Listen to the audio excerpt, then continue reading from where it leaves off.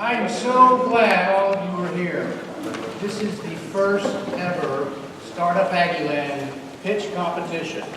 And we have got some folks that have really tried, really worked really hard. They've been doing this for a month now. In business, whoever tells the best story wins. Today's MC has been a coach for the students that you will meet today. And he's proud to be a part of Startup Aggieland. Our host is none other than the National Elevator Pitch Competition champion. Chris Westfall comes to us from the Intel Capital Global Conference in California, where he coached the winners of the worldwide competition just this past week. He's a consultant to companies on Shark Tank, Dragon's Den, and he appeared on CNN, ABC, and NBC TV. His strategies have helped create multi-million-dollar companies. He's here today to tell us more about what it takes to make a great elevator pitch. Please join me in welcoming our host for our pitch, Chris Westfall.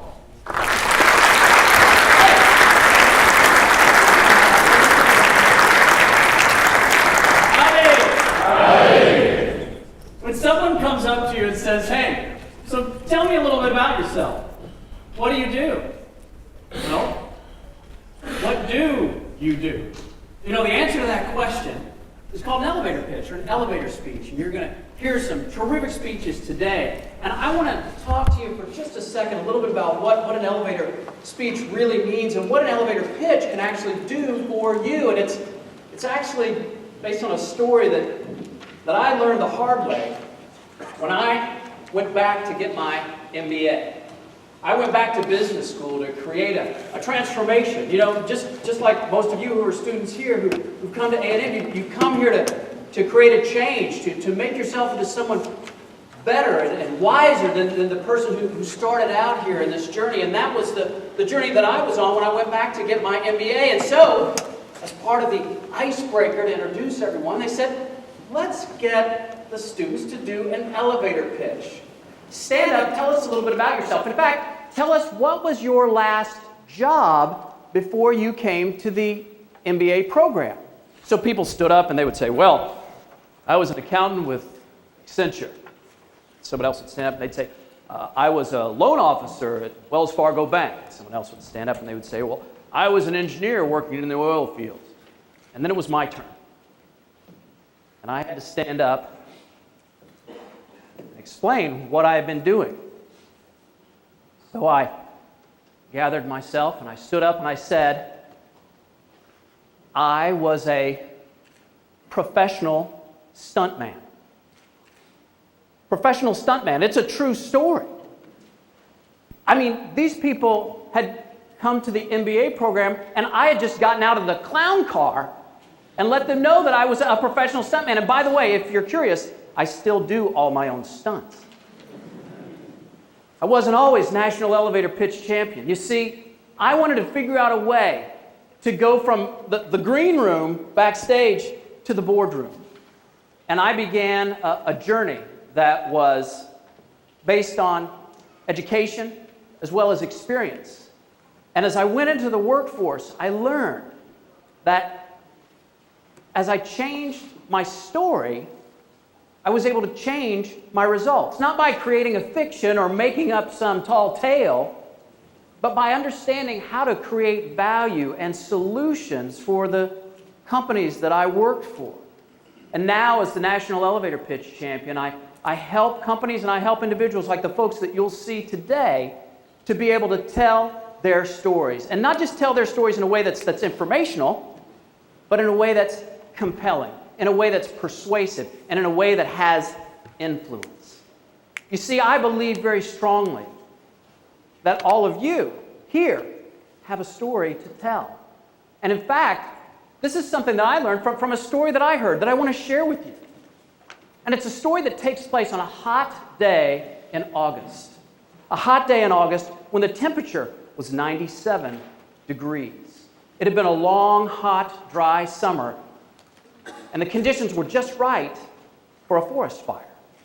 And that's exactly what broke out in the Helena National Forest. And a team of 14 firefighters were called in to put out this blaze. They were led by a gentleman named Wagner Dodge. Wagner Dodge was the oldest and most experienced of this group of firefighters, and so he was their leader. And they took off on a C-47 transport plane, but because of the wind, the turbulence, and the heat, the C-47 transport plane had to climb to 2,000 feet instead of the normal 1,200 feet to let them parachute into the forest. As a result, the parachute on their communications equipment didn't open, and it was crushed when it hit the ground. But the men weren't worried because they believed that they were going in to fight a 10 a.m. fire. Now, a 10 a.m. fire, in the parlance of firefighters, means a fire that will burn itself out by 10 a.m. the next morning. So, once they got into the Helena National Forest, Wagner Dodge, their leader, met up with his second-in-command, a gentleman by the name of Harrison. And Dodge and Harrison, in order to prepare for what they were about to do next, they went off together to have a little bit of dinner. They came back to meet their men, and they led their men into an area of the world called Man Gulch, M-A-N-N Gulch, to fight what they believed was a 10 a.m. fire. They went into Man Gulch at 5:40 p.m. And at 5:40 p.m., that was when Wagner Dodge saw it.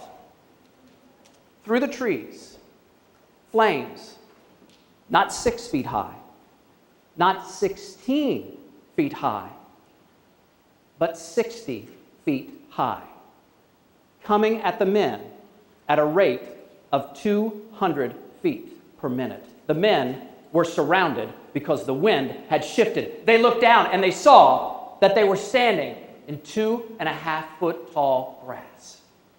Imagine the heat, the flames, the panic. These trained professionals didn't know what to do, and Wagner Dodge knew as their leader that he had to take action. So he cried out to his men. He said, men, listen to me. Drop your tools. And his men looked at him and said, drop our tools. Our tools are all we have. Have you lost your mind? Wagner Dodge had an idea that was innovative. He had an idea that was counterintuitive. He had an idea that he was trying to share with his men, but the men thought he had lost his mind, and they didn't listen. 2 men took off, crawling on their bellies. They wedged themselves through a crevasse, only to die of smoke inhalation a few hours later. Wagner Dodge, taking action, reached into his pocket, and he pulled out a pack of matches. A pack of matches. And he struck a match, and he began lighting fire to the grass all around him, burning a huge circle in the grass. You see, Wagner Dodge knew that you could fight fire with fire. He called to his men, begging them to come join them as he laid down in the middle of this burnt patch of grass, because as the flames got closer and closer and closer, there was nothing left to burn. As a result, Wagner Dodge was the sole survivor of the Man Gulch fire. It took 450 firefighters 5 days to put out this 10 a.m. fire. And we know by the hour and second hand on the watch of Harrison what time the men expired. They went into Man Gulch at 5:40. His watch stopped 5:56 p.m. 16 minutes of fear, 16 minutes of pandemonium, 16 minutes of unexpected circumstances, 16 minutes where one man had the right idea, an innovative idea, a counterintuitive idea, a disruptive idea. But the Man Gulch fire is an example of failed leadership. Wagner Dodge failed to tell his story in a way that was compelling. The greatest tragedy of the Man Gulch fire, which, by the way, changed the way that the Forestry Service deals with incidents like this since it happened, is that there wasn't trust. There wasn't a compelling communication among the team. There are a million cool ideas out there. Great ideas, ideas that need to be heard, ideas that deserve to be heard. And if you wonder why I do what I do, it's because I believe that people have stories to tell. Stories that can make a contribution to the community here in College Station, that can make a contribution that creates jobs and opportunities, that can make a contribution that's innovative, counterintuitive. And so, as you listen to the stories today from these very talented and bright students, keep in mind that it's about telling your story in a way that no one gets burned. Our format today, which I'll introduce to you now, is that each of our participants will have 1 minute to tell their stories, to see if they can create a compelling message for our judges. I'll be joined in just a second by Chris Valletta, and I'll introduce him in just a moment. But each contestant will have 1 minute to pitch their business idea, and then the judges will have 2 minutes on a timer to ask rebuttal questions. The judges will be asked to tally their results, and we will provide the judges with some time to step backstage, and it'll give us a chance to talk about what you've just heard and share some ideas about the businesses that are going to be showcased here on stage for you today. Does that sound like a plan? All right, good. Well, let's get started, and let me begin by introducing my partner in crime. I want to introduce to you Chris Valletta, who may not need an introduction for this crowd, but Chris Valletta is Texas A&M graduate, class of 2000. That's what I'm talking about. He played football, of course, here for the Aggies and was a standout, and his career launched in the NFL soon after. He has appeared on The Apprentice with Donald Trump. He is the co-founder of Mission Athlete Care, and he is also the author of an upcoming book called Teamworks, which is soon to be released. Please join me in giving a warm welcome to Chris Valletta. Go get him. Let's see the show. Howdy. Man, I can't tell you how many times as a student I came to these events, saw the former students come back and stand on the stage and say howdy to the crowd, and to be that guy is a real honor. It's a true privilege to be here. Before I get started, I just want to say one thing. I know many of you came from the Aggie 100 luncheon where my old head coach, R.C. Slocum, spoke and was kind enough to point me out in the crowd as a guy that he coached and mentored. And since he did that, I just want to point him out real quick. When I was 17 years old as a high school senior getting recruited by every school, he sat in my living room and did one thing that no college head coach had done in any of the recruiting visits. He didn't look at me. He looked at my mom and dad. And coach stared them in the eye and he said, if your son decides to make Texas A&M his home, I'll promise you this. If he does what he says, if he does what I tell him to do, he'll graduate. He'll have a chance to play in the NFL. And he will go out a better person than he comes in. And I want to give R.C. Slocum a round of applause for coming through on that promise and being a man of true integrity, if we can.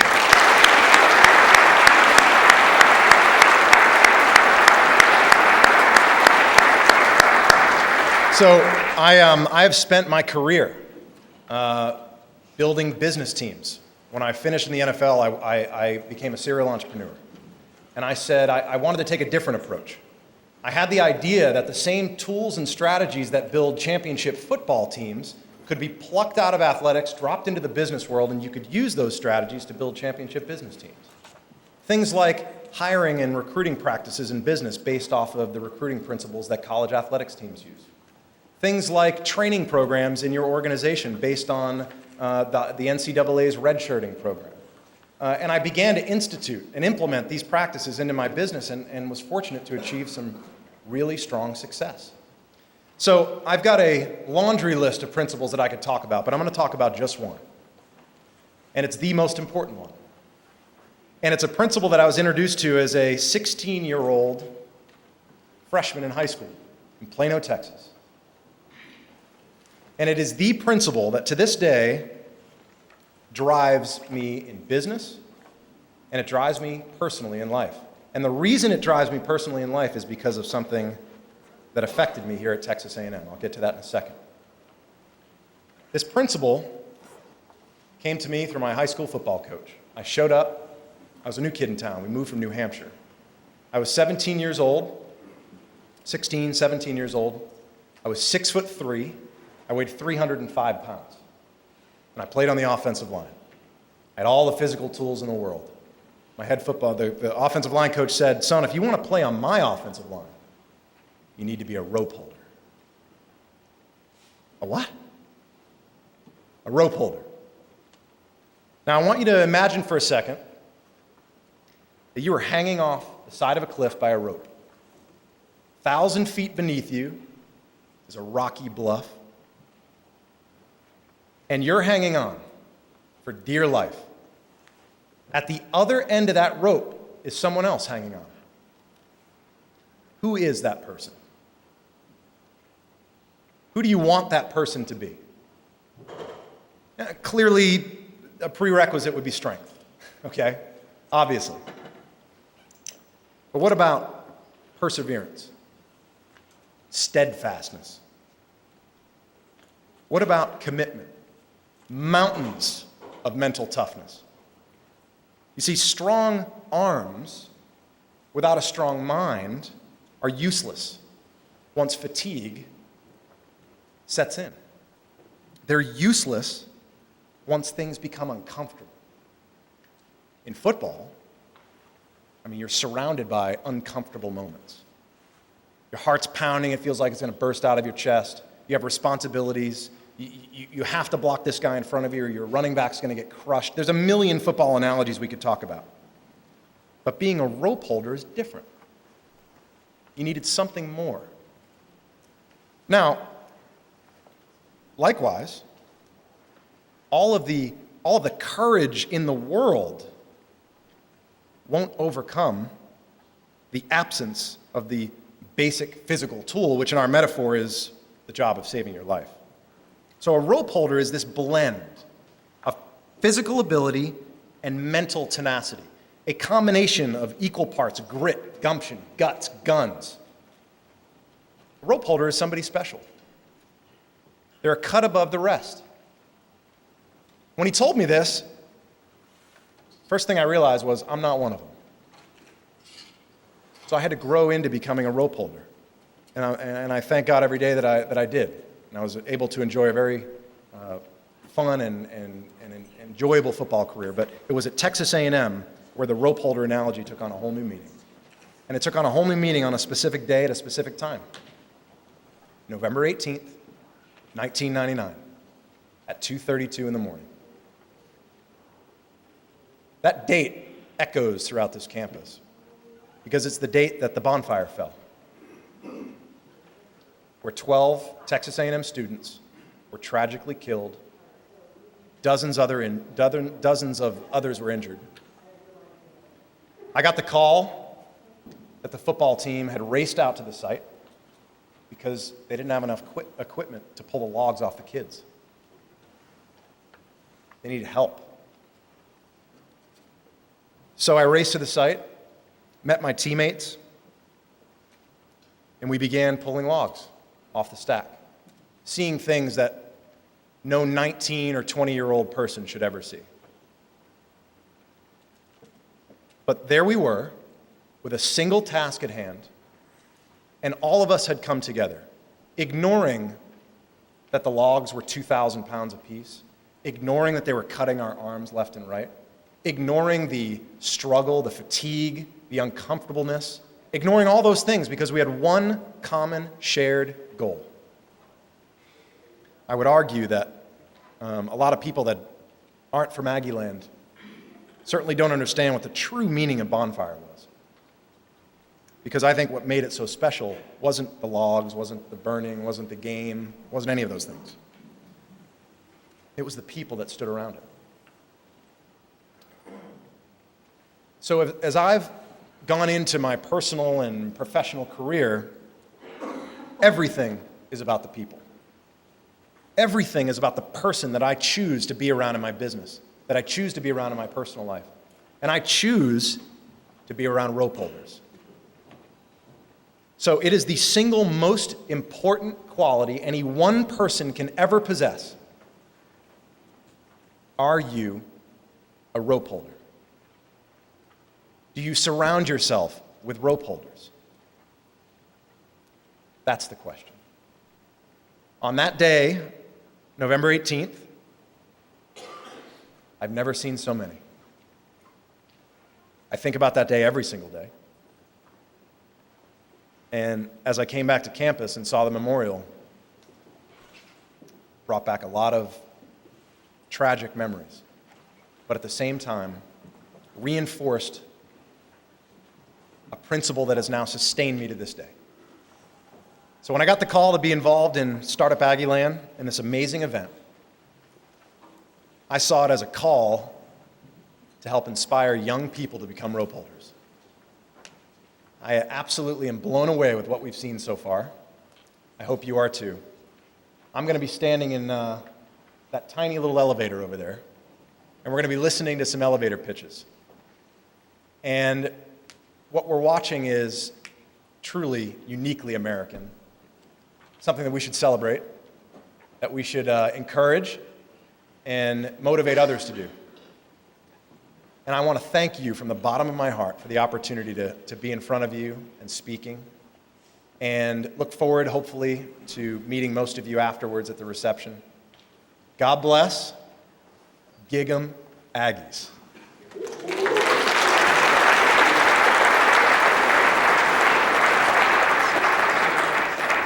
you in the elevator in a second. All right. Well, welcome to the newest tradition at Texas A&M University.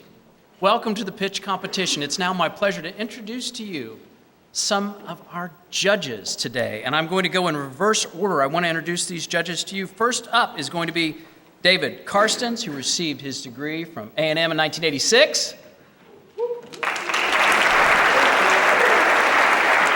David is an intellectual property attorney with Karstens and Cahoon LLP in Dallas. Welcome, welcome. Next up, I'd like to introduce to you Russ Conser, who is the retired head of Shell Game Changer in Houston and Lone Star Student Startup Network Advisory Board member. Please welcome Russ Conser. Next up is Clint Bybee, class of '85. Clint is the co-founder and managing partner of Arch Venture Partners in Austin. He received his BS in engineering from A&M and holds an MBA from the University of Chicago. Welcome, Clint. Next up, Tim Pritchard Jr., class of '92. Tim is the Executive Vice President of Wells Fargo Insurance. He is the co-founder of Bridge Street Consulting Group and board member of the Aggie Angel Network, Incorporated. Welcome, Tim. Nice to have you with us today. Next up is Harley D. Frost. He is the president of Affinity Labs in Texas. He is the former general counsel of AT&T Labs and co-founder president of SBC Knowledge Ventures in Austin. Welcome.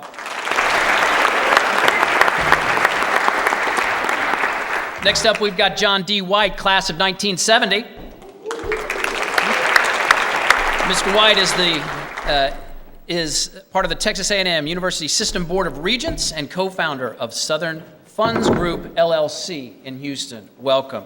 And finally, it is my sincere pleasure to welcome from Silicon Valley Bank, our sponsor here today, the Chief Financial Officer of SVB Financial, Michael Deschanel.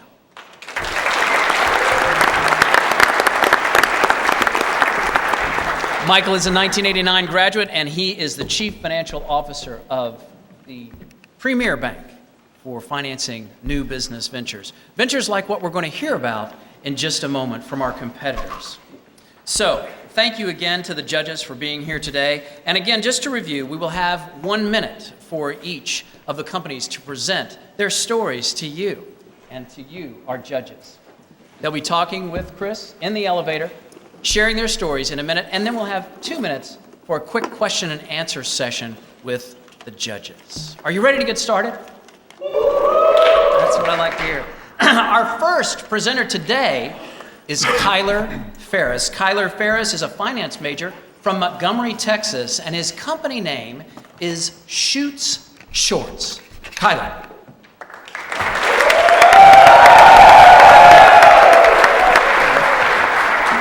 So tell me about your business. Have you ever wanted one pair of shorts that are perfect for any situation? My name's Kyler Ferris. I'm the founder of Chutes Shorts, and we've solved this problem. We make shorts out of parachute fabric. So they're lightweight, they're extremely durable, and they're water resistant.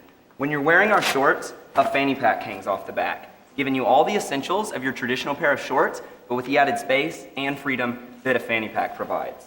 When not wearing the fanny pack, when not wearing the shorts, they actually fold up into a traditional fanny pack that allows you to carry whatever you'd like, wherever you'd like. So let's say you're at a music festival and it starts to rain. You no longer have to leave your phone and other valuables at home. We provide you with an insertable waterproof pouch for all of our fanny packs, so you can take your valuables where they've never gone before. At Chutes Shorts, we care. We donate a percentage of our profits to charities. And everyone knows, Chris, that when you wear, you care. Our product's patentable, and we're currently filing our first provisional application. I invite you to get your hands on our product, come talk to me after this, and see why Chutes Shorts are going to sweep across college campuses everywhere. What's your background in apparel? So in apparel, I'm actually a senior finance major here. I took a sewing class. I work for Red Bull North America in marketing, and my sister, my partner, has the background in apparel, and she's actually a clothing designer. Very good. Judges, any questions? Why would I buy a pair of shorts with a fanny pack when I could simply buy a fanny pack and wear it with multiple pairs of shorts of different colors? Great question. One thing that's cool about our product is it's unique and novel. It's never been seen before, and when talking to college students, they love the concept that it's actually attached to the shorts. What happened to those clips? You don't have it at the fanny pack. This right here, the belt actually doubles as the belt for the shorts and for the fanny pack. You know, how do I get over the hump that if I come home wearing a fanny pack, my kids would probably disown me? Great question. So for that very reason, our target customer is actually college students that live active lifestyles. So. I guess I'm not active. How are you getting to the market? So our goal is initially to sell directly through our website, and then from there we'd like to move over into local retailers in college communities. Where would you have them made? So our first round would be manufactured here in the United States for quality control purposes. Any other questions? What sort of price point? The goal would be to sell them at a price point between $20 and $25. How much do they cost? Cost Produce. per unit, being conservative, making our first round here in America, should be around $12. What's the distribution system that you use? We currently would ship directly through our website, so we would ship directly, and then eventually we would be in retail outlets. And how would you market them? So thank you for asking that. Because we are a company that cares, we're a big part of our marketing. Well, thank you. And that's 2 minutes. How about a nice round of applause?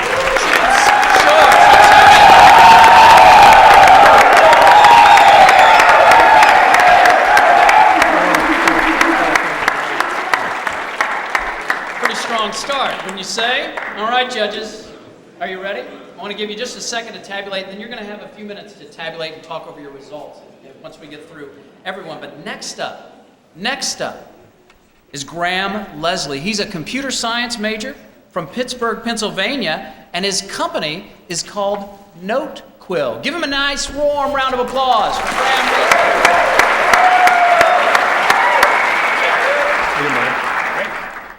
Tell me about Notequill. I'd love to. So what's one thing all students carry? Backpack. What do they have in there? Everything they need to get through a long day of classes. That backpack, it ends up a mess, but worse, it's heavy.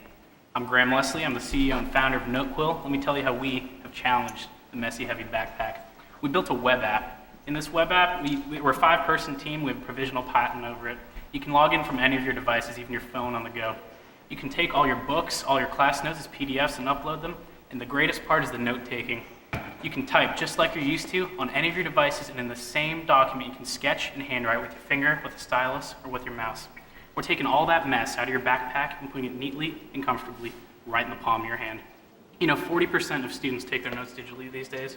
I'm proud to say we launched a little over a month ago. We already have 100 students and soon to be an entire school district signed up, ditching their backpacks to use Notequill to take notes. I'd love to sit down, Chris, tell you a little bit more about how we are killing the backpack. Congratulations. Thank you. So, a lot of note-taking apps out there. How are you different than, say, an Evernote? Evernote, that's a great question. Evernote, we talked to some of our users who came from Evernote. They told us, you know, Evernote is clunky and complicated. I mean, one example, it asked me one time, would you like to take notes on what you had for lunch? It's the last thing I want to take notes on when I'm in class. We're a simple, streamlined user experience. Great. Judges, any questions? So in what way is your app going to be defendable as a starting point for a new app as opposed to Evernote just improving and solving the type of problem you just described? Right, we have intellectual property over what we call our digital canvas. That is that ability to type, handwrite, and sketch all within the exact same document. That's our competitive advantage. Are you compatible with multiple OS systems? We're entirely web-based, so we work on every modern browser and device. What's your revenue model? That's a great question. What we're really trying to do to reach out revenue is we're reaching out to school districts for two reasons. One, some of them are buying their students tablets, iPads, and netbooks, and two, the ones that aren't are implementing bring your own device policies. This is a great opportunity to get them a unified platform where all of their students can take notes. So specifically, just how much are you charging for this? We'd like to work that out on a license per user basis with all the school districts. What all's your competition? Evernote, like we talked about before, but they're really clunky and complicated. For example, they do have sketching. It's in a separate plugin you have to download, and it doesn't work on all their devices. Google Keep's another good one. They just came out. They're great for really short text notes. Where they fail is in a classroom. That just doesn't cut it. You need that ability to write down graphs and equations. That's where we come in. Who do you have on your team, and how do they complement what you do?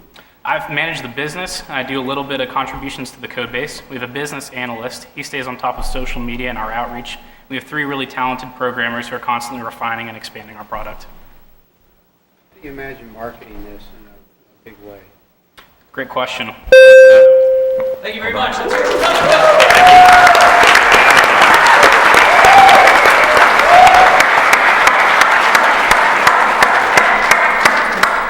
Next up, and I'll let the judges have just a moment to tabulate their scores there.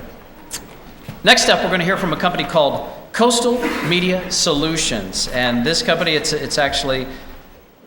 headed by Scott Morton. Scott is a management information systems major from Palacios, Texas. Please give it up for Coastal Media Solutions.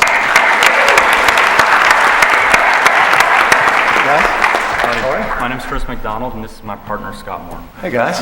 Nice to meet you. Tell me about the business. Have you ever noticed that hospital patients spend a lot of time lying in bed watching television? What if we could use that time to teach them how to better take care of themselves when they get home? This year, the Affordable Health Care Act is charging hospitals more than $280 million in fines because 1/5 of their patients are having to be readmitted and treated again. At Coastal Media Solutions, we help reduce the patient readmission rates by inserting a digital, educational, interactive content directly into the television channel that they're already watching. And this year alone, the average fine per hospital exceeds the cost of our solution. My name is Scott Morton. My name's Chris McDonald. And we're co-founders of Coastal Media Solutions. And in 1999, while working with Hewlett-Packard and Canon, I designed, built, and installed the first all-digital video-on-demand system in the world. That experience has helped me design this system for hospitals using this little black box. And we would like to invite you to come see a demonstration of it as soon as possible. That's great. Tell me what this is. That is our proprietary version of Apple TV. It sits behind every television in the hospital. It interacts with our system and the hospital system. Interesting. Judges, what do you think? You asked about, or you mentioned that you're trying to prevent people from being readmitted to the hospitals. Is there anything in your product that deals when they go home? No, there's interactive videos that teach them how to take care of their wound or their injury or whatever the medicine that they have to take. So the hospital would, and the nurses actually assign the videos that the patients have to watch while they're laying in bed. So it actually would tie in to the codes that are assigned to what's wrong with the patient. So there's a certain set of videos that would go with if you're there for liver surgery and that kind of thing. I'm sorry, tell me again, you said it's interactive video? So in other words, the patient has to respond? At the end of the video, working off the pillow speaker that's already there with just an up, down, and an enter, it will ask them a few questions that confirms that they watched it. So they can, and it prints out a report to the hospital confirming that the patient watched it and that they have a confirmation that they weren't asleep when it played. Just work off of one of the selections off the TVs, you switch to HDMI or... Yeah, we set the TV up on HDMI all the time. The hospital TVs are programmable, and everything plays through that little box. It's IPTV. Everything's running over IP packets. It's all over an internet protocol. Yes, and we run it on the coax that's already in the hospital, so we don't have the big installation costs of our competitors. We install it on what's already there. Have Have you tested the market already? Or?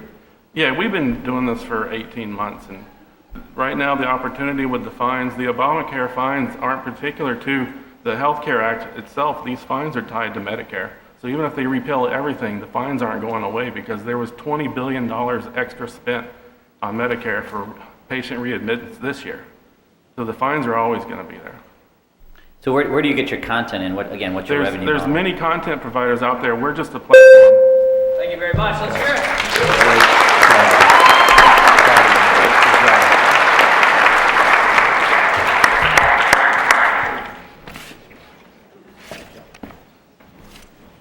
You know these guys are playing for prizes, right?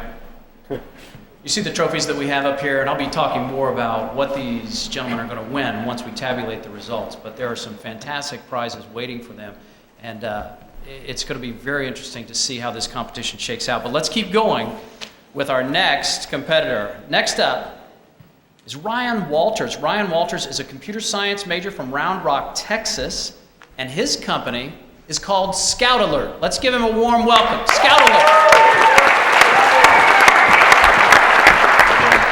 Nice to meet you. Tell me about the business. Do you ever wonder how the top athletes from your favorite sport got to be where they are? As a former professional athlete, you know that college recruiters must visit thousands of schools, sifting through hundreds of players at each school. Now, wouldn't it be great to find the things you needed the instant you were looking for them? We've done this with the athletic recruiting process. I'm Ryan Walters, a computer engineering major, and our business is going to revolutionize this entire process. Our business is Scout Alert, and because we're passionate about helping athletes build careers, we've crafted an incredible service that bridges the gap between athletes and recruiters. Most competitors offer hard-to-use websites with high costs. We chose a different route. Scout Alert allows athletes to easily upload statistics and highlight films. We give scouts powerful search tools they may have never had access to before, and these search tools take a range of criteria that they're looking for in a player and show only the players that match.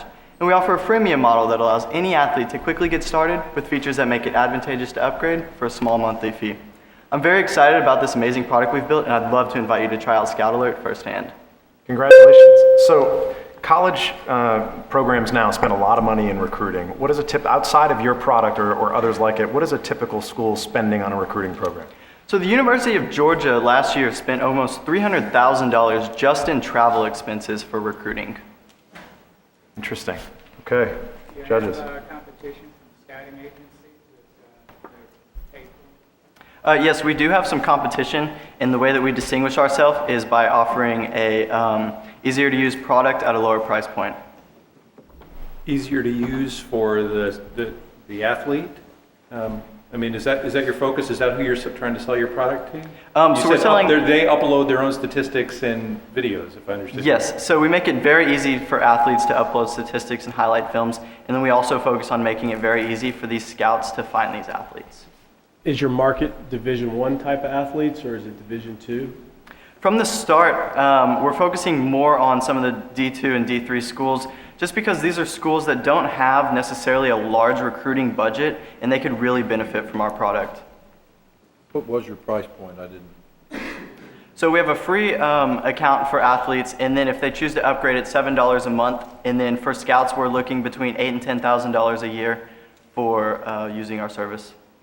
How do you measure the universities or the athletic departments actually viewing that type of content? So we have analytics in the background that can measure what they do on our website. Is there sort of any validation for like statistics? Because when I was in high school, I was 6'6". I'm not 6'6", just to clarify. But how do you validate the stats and the content that they're submitting? Yeah. So we have filters on some of the data that can filter out some of the crazy statistics. And then we're also looking into making our service feed into like Max Preps and some of the stats websites that are more reliable. Outstanding. Thank you.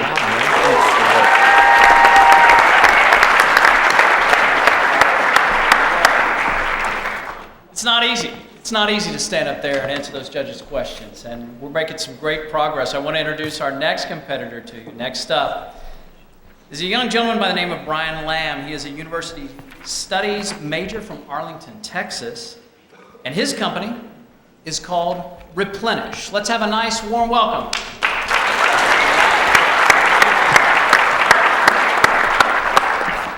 Hey, buddy. All right. See you. Tell me about the business. Have you ever noticed how easy it is to get your hands on clean water, whether it's a touch of a button or a turn of a faucet? What if I were to tell you that as we speak, there's about 1 billion people on the planet that don't have access to clean water? Can you imagine? My name is Brian Lamb and I'm the founder of Replenish, a bottled water company dedicated to providing clean water to those who don't have it because we believe clean water is a human right. What we do is very simple. We have a buy one, give one model in which for every bottle of water sold, we donate a water purification tablet to someone who doesn't have clean water, providing them with 1 liter of clean water, 1 for 1. For every case of water sold, we donate this here Live Straw, a portable filter that provides an individual with 1 to 3 years of clean water, 1 for 1. With this model, we take donating to the next level because rather than physically donating water, we provide them with the resources necessary to gain access and to safely drink the water they already have at hand. And for the consumer, we make it easy, effective, and affordable to make a radical difference in someone's life. Since our start, we provided clean water to thousands in over 11 countries worldwide, and I would love to meet with you this week to discuss more about our mission, our outreach, and why you should get your hands on Replenish. Congratulations. So what's the retail price of a bottle of water and what's your cost? For an individual bottle, we sell it for $1, and it costs us about 24 cents per bottle to make. Okay. Judges, what do you think? Is there any new technology you're just using off-the-shelf technology, I take it, for both the tablet thing and this cleaning? Yes, sir. How long does the cleaning filter system work for a user? How does it work? No, how long does it work? Oh, is it good for 100 gallons, 10,000 gallons, 10,000 2 years, gallons. 10,000? Good. What about other competitors out there? How do you differentiate yourself? Competition-wise, we compete with the mainstream market right now, which is Ozarka, Dasani, Ethos Water. But when it comes to initiating social change and helping others, we have no competition. What's your distribution system? Right now, we distribute to our market is to cell phone businesses such as coffee shops, churches, to retail our water.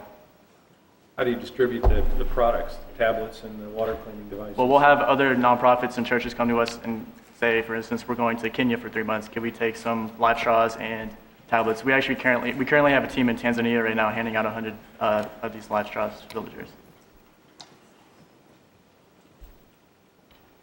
So how do you differentiate from, say, specifically an Ethos in Starbucks? Well, compared to Ethos, what Ethos does exactly is for every bottle of water they sell, they donate 5 cents. And when it comes to initiating social change, they don't even come close to what we're doing. And where'd you get the idea? Well, I was inspired by the Tom's shoe, the 1-for-1 model. The man who actually started Tom's, we actually both graduated from the same high school. He's from Arlington as well. And the fact that you can buy something for yourself and give back at the same time, I think that's brilliant. And with how popular bottled water is in the United States, because everyone's on the go, and how severe the global water crisis, if you could somehow correlate that with the 1-for-1 model, then I think something like that would definitely catch on, and it's been very successful so far. Any other questions? How many bottles of water? All right, we're out. Hey, man. Let's hear it. Good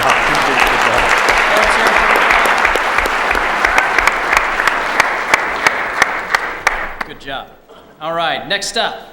Next up, we've got a computer science major from San Antonio, Texas, Tyler Mandry, and Ask You. How about a nice warm round of applause? Ask You. Hey, how's it going? Very good. Tell me about the business. Sure. Well, how often do you stump Google? It's pretty hard, isn't it? With the answer to almost any question you could imagine available online. But university students today stump Google with the simplest questions about their university. We have the solution to this problem, and today over 6,000 students are using it. I'm Tyler, former Google engineer and CEO of Ask You. You see, Texas A&M has over 300 websites, and a surprising number of them are incomplete and out of date. Google can't solve that problem, but we did. At A&M, Ask Ags is not 300, but one website where students go to find all the information they're looking for, and it stays up to date over time through user contributions. We provide the university with a valuable platform to engage students 10 times more effectively and efficiently than they are today. Best of all, it works today. We had 3 departments sign up just this week, and our early traction proves that we're solving a real problem. So I invite you to take a look at why our site works so well, and let me show you the multi-billion-dollar market we're addressing today. Congratulations. Now, you said Google can't solve the problem. Why? Right, because the information isn't there. It's not online. Google can't go search for something that's not there. Okay. Judges? So does that mean you're working with the departments to actually curate and create content? Yes, we are. We just started doing that this week, and 3 of them signed up already. And so they're going on and looking at the content that's on there and then providing official answers. How do you get paid? Great question. So universities spend about $13 billion engaging prospective students and about $15 billion engaging their own students in the U.S. So we provide, they are doing a good job of engaging them right now, which is why we have so many students using our site today. So we provide that service, and that's a service they want. They're trying to use social media, but it's not working out that well for them. Advertising is a viable option for us. We're looking into that, or sponsored posts. Mm-hmm. I'm sorry, I didn't really get the answer. How do you get paid for this? Does the department pay? Yes, the department, the Division of Student Affairs will pay us for this, and we've already met with them, and they really like the idea. And how do you imagine scaling this? I get it, it's sort of a closed system here. Yes, that's a great question. So Ask You is the platform that we use to launch localized sites to universities across the country. Ask Ags is the first one we've launched. What type of groups were the ones that recently have signed up? I'm sorry, could you repeat that? What type of groups were the ones that have recently signed up? Oh, we have the Rec Center, we have Residence Life, and we have Student Life, which has like 8 different offices that all help students. How do you prevent yourself from just being another portal? To me, it just sounds like a portal. I'm just still confused on how you really make money. Right, so sites like Quora and Stack Exchange have this paradigm, but we're the first to apply it to the university space, and we have a unique way of monetizing it. And so if the university gets its acts together and cleans up its website content. All right, let's hear it for Ask You. Thank you. Thank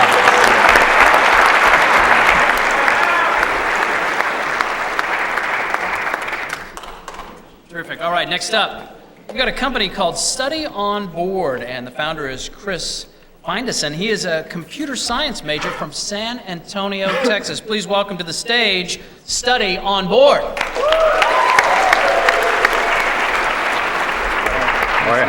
Awesome. Tell me about Study On Board. Sure. Wouldn't it be great if students could hold study sessions with anybody in the world? I'm Chris Findeson, the founder of Study On Board.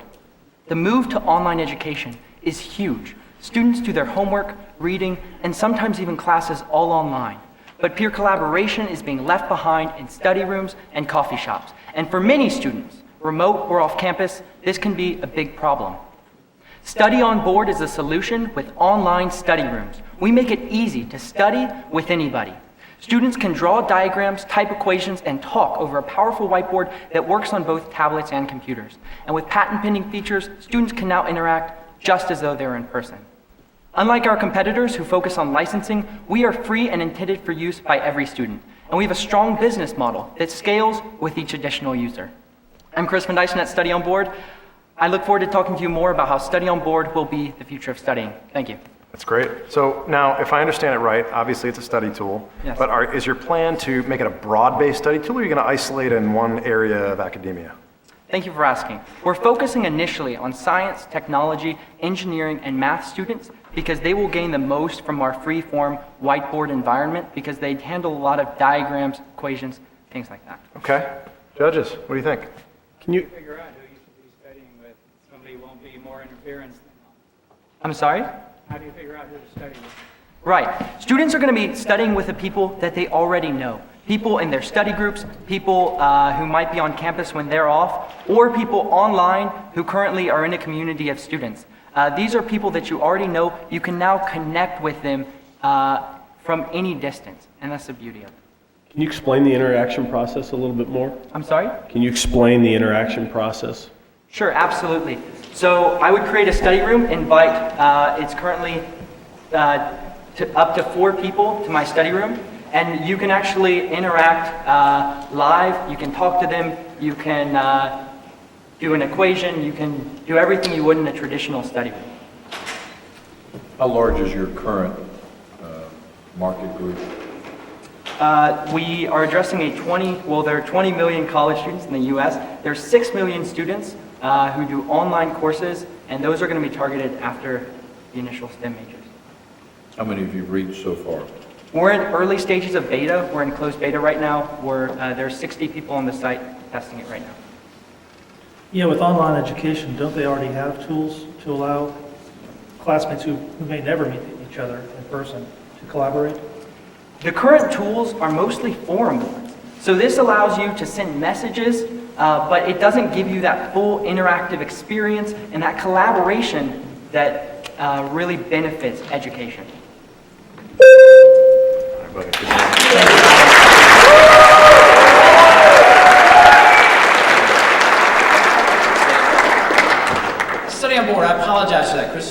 Study on Board was that company name.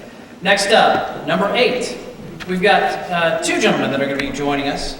First is William Sames. He is a PhD student in nuclear engineering from San Antonio, Texas, and he's joined by Nick Brennan, who has a master's in electrical engineering, or he's working on his master's in electrical engineering, and he is here from Shoreline, Washington. Their company name is Aggie 3D. Please welcome them to the stage.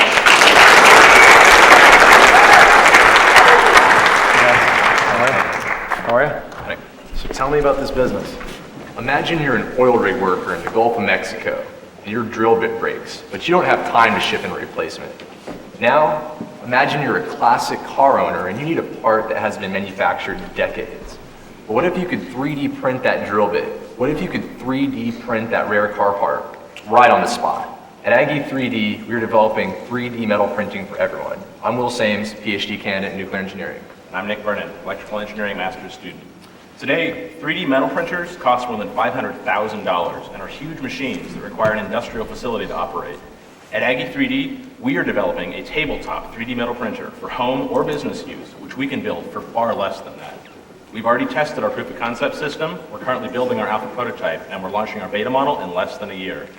The 3D printing revolution is here, and at Aggie 3D, we are bringing affordable 3D metal printing from our garage to yours. We'd love to talk to you further. Congratulations. So, okay, I get it. I'm at home, I'm hanging a picture on the wall, I need a certain size screw, a certain dimension. Where do I get the specs for that particular piece?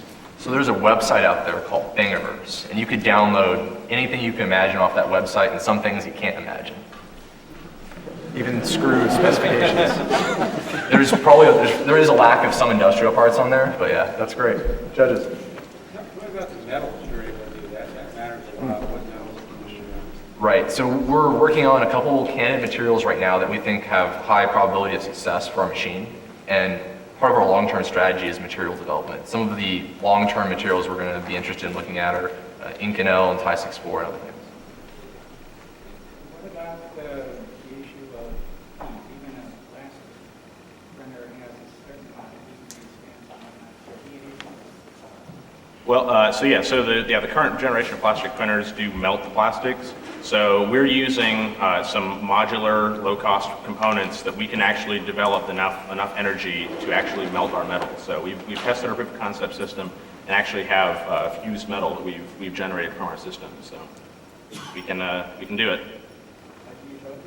Yeah. Yeah, we want to pass that to the judges. How does your the parts you can make compare with what somebody could make in a $500,000 or $1 million? So our example that we brought out here, this was actually made in an industrial metal printer, and this actually is Inconel, high temperature material. So this is kind of a complex geometry, probably not visible to the audience, but we can probably pass that over to the judges. Careful, it's sharp. And there's really no limit there, but with some of these low-end printers, there are going to be some issues going forward with what kind of parts you can print, especially initially. But that's kind of our strategy, is to target the hobbyist or the lower quality prints first, and then develop our system to refine it. I think it's a really cool product, actually, but what does it cost to get to the high degree of precision?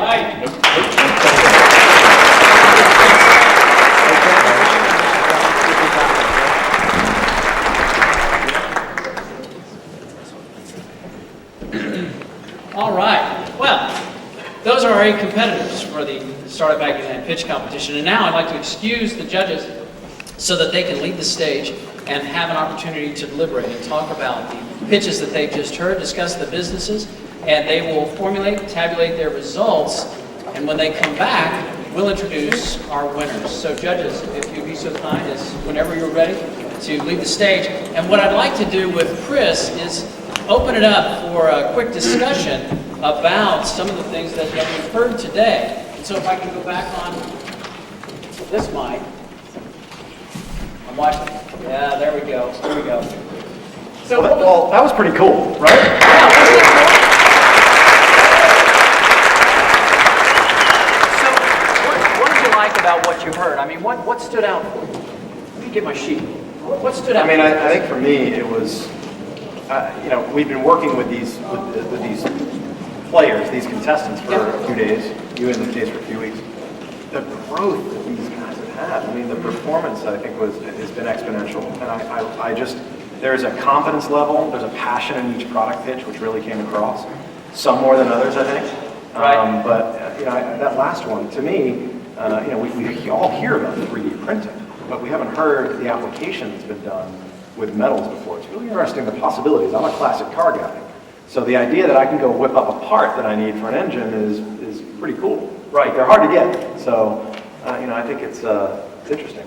Yeah, well, I think, you know, one of the things that we, in coaching these folks that you saw here today, one of the things that we tried to create was an understanding of how storytelling is really a process. So just like building a business is a process, so too is storytelling, and we tried to get some of those techniques, and I think you saw, I certainly did some of those storytelling techniques, but they were really centered around some interesting technology, like the one that we just saw. What did you think of the student-focused technologies?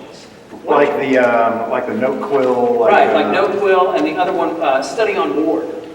Yeah, you know, it's interesting because obviously I was in a liberal arts school. I wasn't in the engineering school. So, but having the ability to be able to do the charts, the graphs, the things that these kids are working on a daily basis in a networked environment, can't be done right now. So there's an application. The question is it simple? Is it easy? Is it user-friendly? Is it seamless? If I'm drawing a chart or a graph, is it going to come across, you know, the way it needs to be accurate and beneficial?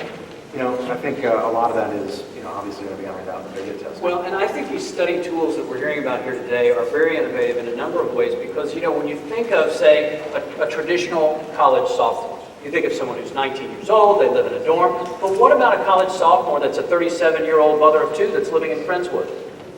How, you know, to provide that kind of electronic access and not some sort of just simple video learning tools. You know, those have been around for years, but that true interactivity could be very interesting. Yeah, it could be, and I'll tell you, personally, the scout alert, the college recruiting process. You know, when I was a senior in high school, I had mountains of paper applications, and it's funny we got the question about him saying, "Hey, I was 6'6" in high school," right? Because you know, it's very simple to cheat on those things if you wanted to. You know, I'm 6'3". I weighed 310 pounds in high school or something, 305. Yep. But I didn't want them thinking I was too heavy, so I would put 295. But the reality is, when you got to the school on a visit, they're going to weigh you and measure you anyway. So, but I think the idea that you can upload it online with videos, statistics, and make it interactive with a coach is really attractive. I know there's some businesses out there right now. I'm actually pretty closely tied to one of his competitors. But you know, we'll see. We'll see what happens. Interesting. Yeah, that's always a challenge, is to make sure that your URL matches up with IRL, which is in real life, right? So people are going to check that definitely. Well, let's if we can, let's turn it over to the audience, and I'd like to hear from you about the pitches that you heard. What pitches stood out in your mind as products that you say, you know what, there is absolutely a need for that? And I want to open it up to everyone in the audience except the parents of the people who pitched on stage. What did you hear that sounded like the most interesting product to you? Shoot shorts. Now, some friends of Chute shorts, maybe? I think we might have the friends and family of Chute shorts. Would you guys wear parachute shorts made out of? Several of them are wearing them right now. It's an interesting idea. Now, in all seriousness, and not just because he's your buddy, what do you like about Chute shorts? What do you like best about it, anyway? Versatility. Versatility. Tell me more about that. You can take them, you can wear them on campus. You can wear them for pretty much anything except like formal casual stuff. You know, but it's pretty cool. Right? That's great. Yeah, definitely. What else? What are the people here that you really like? They're convenient. Yes, right here in the sure. 3D printing. Some other folks too. You like that? Yeah, and you too. Now, if you had a 3D printer that could print with metal, what would you make? Cell phone parts. Cell phone parts. Sometimes they're hard to find, sometimes they're very specific, and even if you find them online from a section use, there's not the same quality, or there's a scratch, or there's something. So you can make one your own, and it's pretty well. Wow, he'd be building his own cell phone in his basement. That is incredible. How about you, sir? What were you going to say? Moon base. You would create your own moon base? Yeah. That begs a question about distribution, but I'll save it for later. Back there, yes, sir. I really think the market for the metal printers is not in the machine, it's in the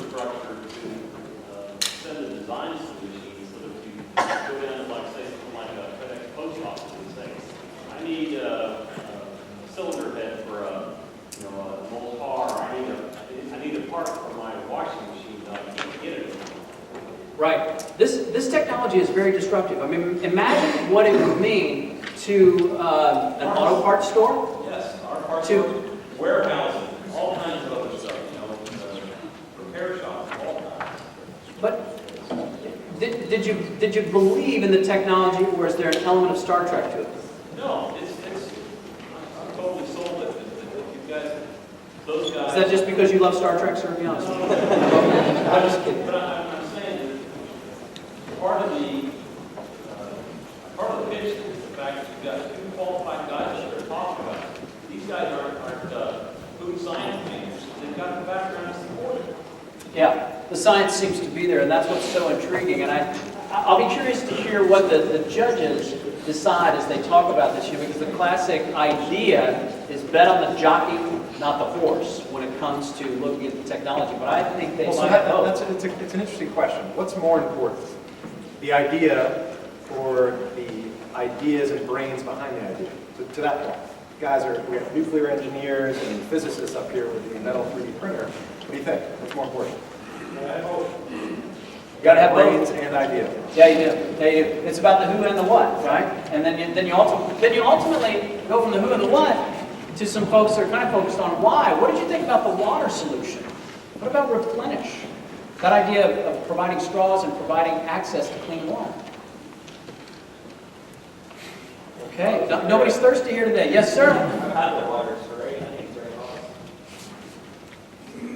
Okay. It's about making a difference. Yes, sir? I think that the competition is actually nonprofits who are doing the same thing versus the Dasani. So there are nonprofits who are also doing that. Kind of What did you think about his answer, how he talked about, is it Ethos Water that donates only 5%? And he's talking about a 1-for-1 to really make more of a social change. Is that compelling? He has a competitive advantage in that respect, the 1-to-1. Interesting. Yes, here at the top. Can I ask you a question? Last time I checked the A&M student handbook, there were no classes for elevator pitch 101. What do you think the skills that you've been with these students for the last week, what do you think is so important about these skills that would be translatable into the classroom? You want to swing at that one, or you want me? Look, I'll give a perspective, but you obviously have one too. It doesn't matter how good the idea is. It doesn't matter how good everything around it is. If you can't communicate that idea, I've been in a million investor pitches. The best ideas are the ones that are told the best, in my opinion. You have to be able to communicate. So this idea that we're putting students in an environment where they can learn how to do that, and learn how to do it effectively, with a guy that obviously has all the experience in the world, is critical. I think it's a groundbreaking idea, and I'm pumped that Texas A&M is at the forefront. And I'm sure that this being its inaugural year, this is going to grow exponentially. And we were talking about this before the event kicked off. What's going to happen, because we're building an incubator, we're going to foster some big ideas here. And one of these might be the 3D printer. It might be Replenish. It might be, who knows. One of these is going to pop. And that person goes on the cover of Time magazine and is going to say, Startup Aggieland, help me get my feet off the ground. And that's what it's all about. We were just at the Aggie 100 luncheon, and we listened to the president talk about proving the value of the A&M brand. And if you want to prove the value of the A&M brand, where's that start? It's your story. And by the way, if you want to get a job, if you want to get a raise, if you want to get an investment partner, if you want to get a date, I mean, until you can tweet that, you've got to be able to stand and deliver. In my opinion, and again, as National Elevator Pitch Champion, you got to, I'm looking at the world through a porthole. But if you don't have a story that's compelling, if you don't have a story that stands out above the likes and the tweets and the posts and the millions of messages that bombard us every day,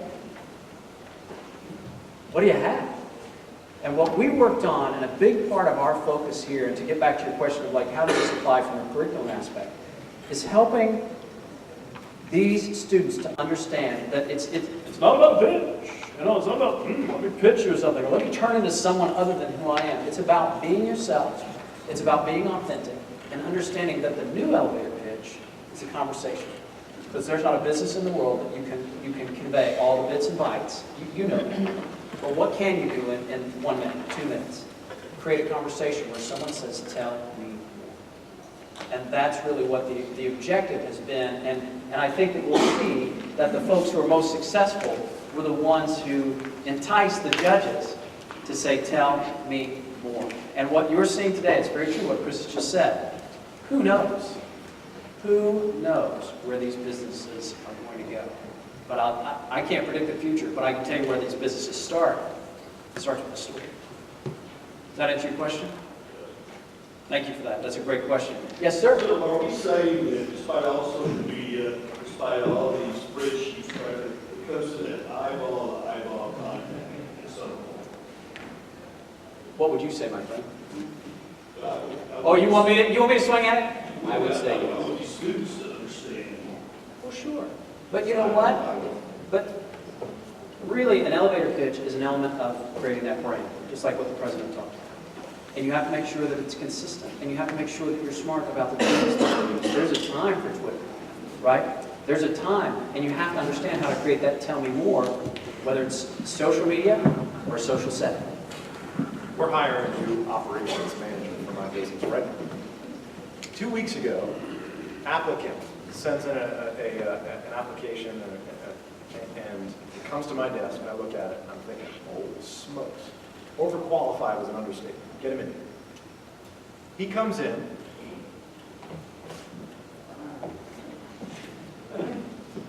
shakes my hand like a dead fish, sits down, barely made eye contact. The interview lasted about 10 minutes because I couldn't get anything out of it. And for me, just me, I will take a less qualified person who's a rope holder 1,000 times before I would take somebody like that. So in my opinion, I mean, look, I have a degree, I have an education. It's critical to have an education, to have a degree. And to the extent of using social media and being hyper-connected in today's society, it's critical to be able to use our systems, Twitter, Facebook, all of these things. But if you can't extend yourself past that and represent yourself with confidence, with the ability to believe in who you are, what you're doing, why you're doing it, and how you can make an impact, not just an impression. I mean, that to me is so it's an awesome question, and it's almost painful to me to see people who aren't able to represent themselves in that capacity. And I'm thinking, you just racked up tens of thousands of dollars in student debt, and you're not doing a thing about getting out of it. You have credentials, but the way you're going to get out of it is really, you got to sell yourself. Man, at the end of the day, you know, my dad told me when I was little, he was like, a salesman will always have a job. And he's right. A salesman always has a job. Thank you for the question. Good question. Other questions from the group? For feedback? Yes, and the top row there, sir. A lot of what I saw, maybe that's not what y'all were going for, was not many could really explain how their business was going to make money. Was that not part of the elevator speech? I mean, you know, the 3D printing is cool, but we never got any feedback on how I'm going to make the buck, and that's what an entrepreneur is. He's here to provide and make jobs and do everything else. And yes, you might fulfill something within, but we missed a lot of that. It's a very wise question, my friend. And let me share with you. In order to create this construct, there were certain things that, if those questions were asked, they could create a very long answer that could go beyond the 2 minute. You see what I'm saying? So we limited some of the things that are open for discussion in order to fit the format for today. But you bring up an excellent, excellent point. And ideally, if pitches like this are successful, that's where you do go to the revenue model, the spreadsheet, the financials, the 3 or 4 format, all those things that I take it you're very familiar with. So that's, again, that's the construct of the competition for growth. Fair enough? Yes, right here. I was just thinking about the possibilities that the two note-taking applications could have if they combined efforts and worked together. Interesting. Did everybody hear that? If they combined efforts and worked together. Very interesting. A merger.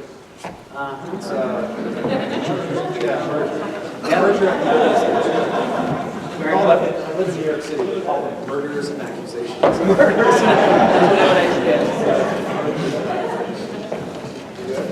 Let me just check on the judgment real quick. Anyone else? Okay, we got one right here, center in the sport coat, then I'll come to you in the top row. Yeah, they're saying I think it should be a required course of A&M regardless of what major you're in. State legislators need to have an impact in that, because I know the required courses like anthropology that really doesn't have any application to any business. And I think that the ability to communicate whether you're an anthropologist, or zoologist, or whatever, is essential, and everybody out of A&M, my alma mater, that would bring the university to a whole nother level. Yep. I mean, requiring Spanish before requiring how to communicate, sell yourself, and have good ideas seems to put the cart before the horse. It's a great comment, and I wholeheartedly agree with you. While I also agree that anthropology and Spanish are critical, I would say that the ability and the importance that we should place on communication and entrepreneurship is second to none. I mean, we live in a culture of startups right now. I mean, thank God we do, right? I mean, my wife, I'll tell you just a very quick story. My wife is originally she was born in South America. She moved to Texas when she was 17 years old. She had a student visa and a suitcase. She didn't even speak the language. But she showed up, she came from a good family, but she showed up here with this idea that in this place, I can do whatever I want. I can make something of myself. She got straight A's through college, hired by the Disney management program, who paid for her MBA, hired by Johnson & Johnson out of that, and by the age of 22 was the global head of marketing for Johnson & Johnson. Left in 2008 and started a multi-million-dollar multicultural marketing agency in New York City. All by the time she was 35. And you married can't up. do that anyway. Just saying, you're thinking it, I'm saying it. Okay. I have no idea what she was thinking of me. but that concept, that American dream that we put quotes around all the time is very, very real. It makes me mad when people say that this country is falling back. And, sure, we can point to a lot of areas where that's happening. But as it relates to the ability to literally go from nothing to everything in this place, we cannot do that anywhere else. And we need to have that culture as part of this university and every university. It needs to start at the beginning. And again, it doesn't just start at the school. I think it starts with parents. I think it starts with families. I think it starts with a structure that surrounds a daughter or son where you can do anything you want. You can make anything you want to make yourself. I think it's important. I do too. And, people ask me, they say, Chris, how did you get to be National Elevator Pitch Champion? I mean, what did you do? What was your elevator pitch? And my elevator pitch was all about how the 2 or 3 letters after your name aren't enough. Stella Adler said famously, you have to have a talent for your talent. I mean, if you have capabilities and things that you can do, but you don't have a way to express them, and you don't understand that there's a process for creating that conversation. I mean, people think, oh, you can't engineer a story. Yes, you can. Yes, you can if you understand how to break it down and how to make your message matter. And that's such an important focus so that the stories that exist within A&M can come to life. So I agree with you, and maybe we talk a little bit later about teaching that class. We'll see what happens. We had a question there in the back of the room. You still got it, or did we already answer it? You were just scratching? What was it? It was more of a comment for the 3D printing. I think that team would do well if they had their own system where you could get specs for certain parts.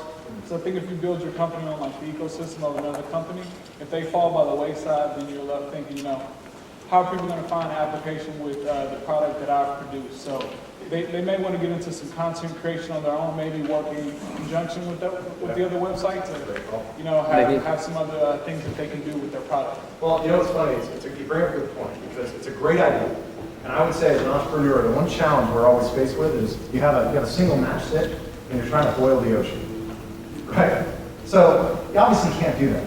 And the mistake that a lot of entrepreneurs make is they try to boil the ocean out of the gates. So I would say that your point is spot on. But it's also important that they recognize that the device that's going to take them to a level at which they can provide their own content is the critical starting point, right? But establishing and owning your own content, that's the holy grail. That's what Steve Jobs did with iTunes. We have a device, but the win is in content. I mean, and what did we do with our iPhones and iTunes right now? I mean, he was right. The win is in the content. And the win, I think, for the students is the realization that It really is an entrepreneur's economy. Wouldn't you agree? And I don't like to talk from a political perspective, and this is not a political forum at all, so let's set politics aside, and I'll leave it to you to take sides. But think about this. If this economy is going to change and improve and really grow, everyone in this room knows that that growth is going to come from entrepreneurs. It's going to come from innovation. It's going to come from the ideas like what we saw here today. Right? Yes. Following up on the need to incorporate this into the curriculum, I have a little problem called the culture of a university that basically does not see through the eyes of watering down the extreme rigor of depth and analysis ad nauseum. And I can afford to say that because I'm dean of a college and I'm participant in Startup Aggieland and I teach elevator speeches in my class. Other faculty would not have that luxury. So I'm going to put you on the spot. Give me your elevator pitch for an elevator speech, and the audience is established faculty that do not believe in that. You're asking them to make an investment in a curriculum, investment in classes, investment in anything. So how would you do an elevator pitch on the need for elevator pitch aimed at faculty that don't get it? That's an awesome question. Chris.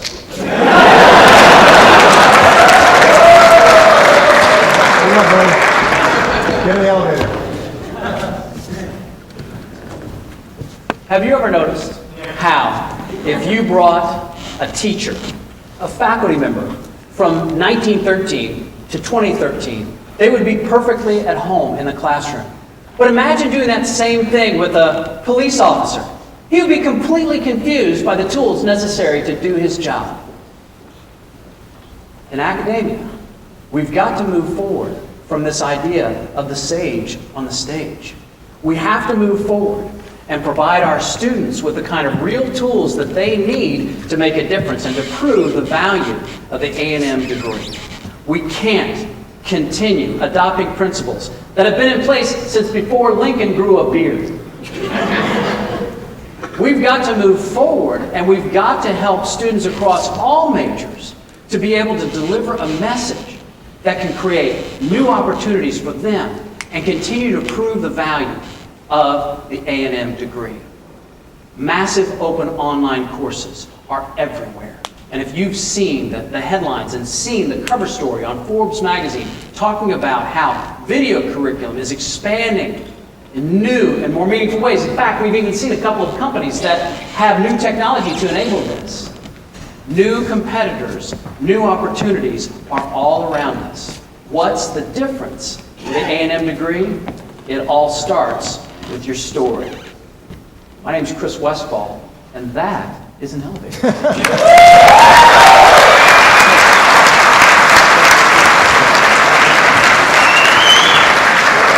thank you. Don't try this at home. I'm a professional. So we're ready. Judges will come All back right. out. Well, judges, please come on back out. Take your seats since they just made me run the gauntlet out here in front of everybody. Let's have a nice warm round of applause for our judges as we welcome them back to the stage. And we give them a hand. All right.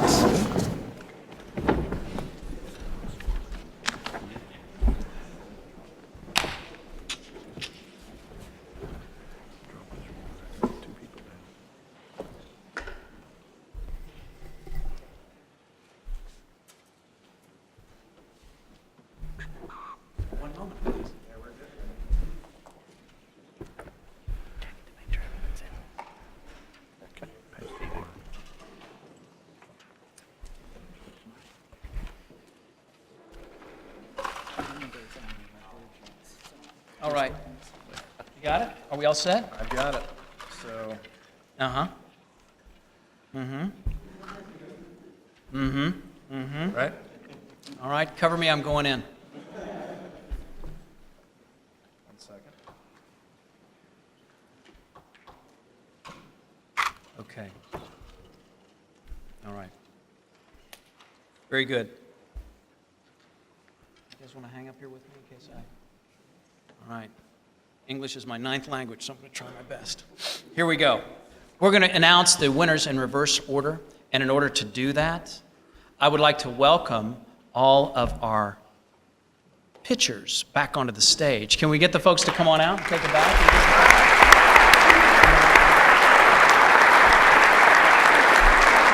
While they're coming out here, they'll come out in just a second and they'll take a bow for you.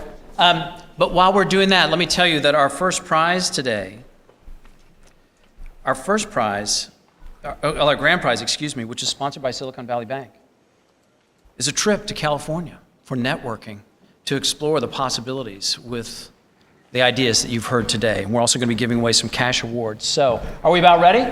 Fellas, in dress rehearsal, this went a lot quicker. Bring it out here, guys. Bring it out, bring it out. It's all male. I'd suck the same thing. Let's take a bow. And I want to also introduce to you, you see some new faces on the stage. We've got our alternates who are up here also. Alex Replenish, if you would step forward. Alex, come on and wave at the audience. That's Alex right there. Andre Malachovsky. Andre, if you come out there. And also Madison Jones. Madison. All right, these are our alternates. All right. Now, by the way, for our third place winner, right? You guys ready? Is this? Yes. This is the one? Our third place winner in the very first annual Startup Aggieland pitch competition is Replenish Water.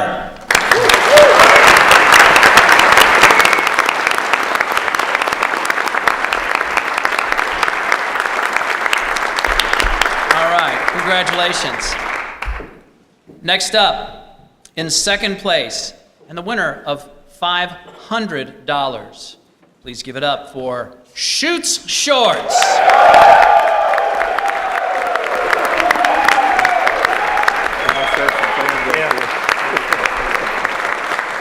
Congratulations.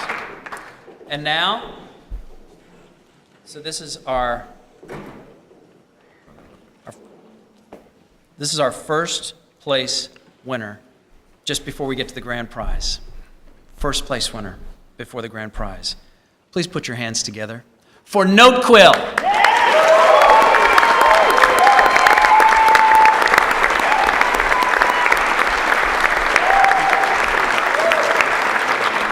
And without any further ado, please welcome our grand prize winner as they step forward and collect their $1,000 cash prize as well as a trip to California, and that goes to Aggie 3D.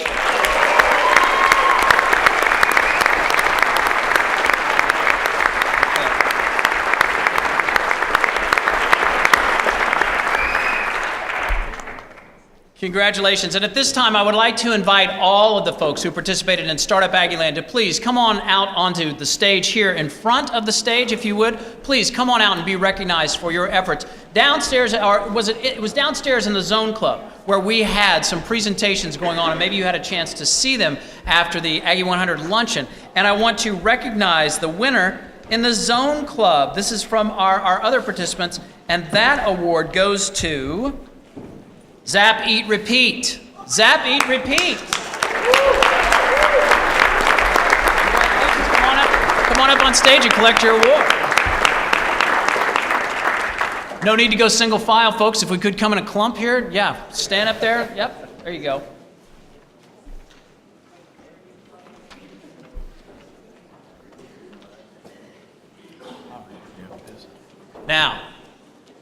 Now that we've done that, everyone, if you could please gather here on the stage for a very special announcement.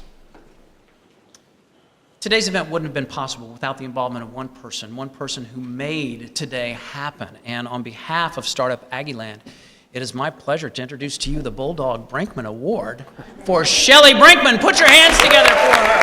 Come on up here on stage.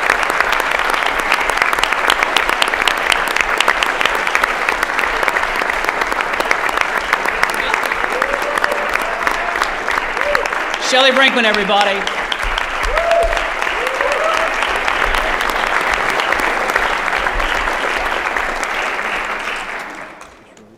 Okay. Oh, and by the way, while I've got these guys standing up here, I just want to make a quick announcement. One of the things that Startup Aggieland is giving away is a luncheon with the president.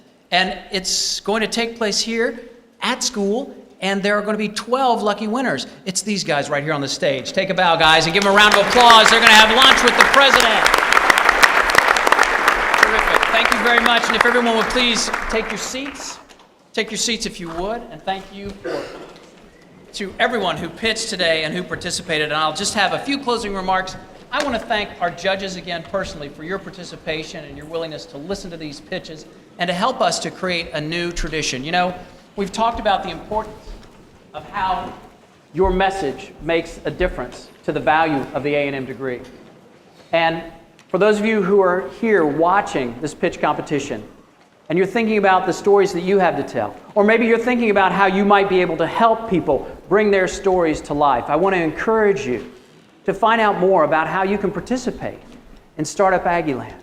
You know, this organization is less than 1 year old, and they've made tremendous progress and made the kind of connections that are so strong and so powerful and such a hallmark of what it means to be a part of Texas A&M University. So again, to you judges, I thank you for your time, and to you, our audience, challenge yourself to make sure that your story is strong. Make sure that you are that rope holder that Chris talked about, and that you have a message that matters. Thank you for being a part of the very first Startup Aggieland, everyone. Thank you for your time.